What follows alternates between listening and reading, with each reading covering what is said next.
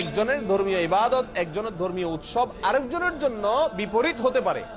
একজন মুসলিম নগণ্য থেকে নগণ্য, সাধারণ থেকে সাধারণ মুসলিমও জানেন যে ইন্না শিরকা লাযুলমুন আযীম, নিঃসন্দেহে শিরক, নিশ্চয়ই শিরক এটা সবচেয়ে বড় অপরাধ। ইন্নাল্লাহা লা ইয়াগফিরু আন ইউশরাকা বিহি ওয়া ইয়াগফিরু মা দুনা যালিকা লিমান ইয়াশা। আল্লাহ সুবহানাহু ওয়া তাআলা তার সঙ্গে শিরক করলে এটা মাফ করেন না। আর শিরক ছাড়ানো যে কোনো গুনাহ আল্লাহ চাইলে যার জন্য ইচ্ছা তার জন্য কি করতে পারেন? ক্ষমা করতে পারেন। আর এই শিরকের সবচেয়ে বড় আয়োজন দুর্গাপূজা।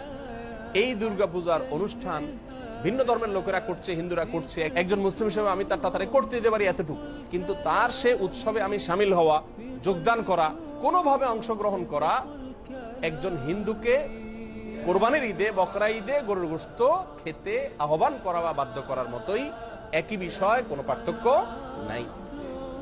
হিন্দুদের যে ধর্মীয় অনুভূতির কথা চিন্তা করে কোরবানির ঈদে তাদেরকে গরুর গোশত খেতে আহ্বান করা হয় না, ঠিক একই চেতনা থেকে, একই চিন্তা থেকে, একই লজিক এবং যুক্তি থেকেই মুসলমানদেরকে দুর্গাপূজা বা হিন্দুদের এই সমস্ত পূজার মধ্যে সামিল হওয়ার জন্য আহ্বান করা উচিত নয়, অন্যায়, অন্যায্য, অযৌক্তিক এবং অন্তঃসার শূন্য আহ্বান এবং দাবি।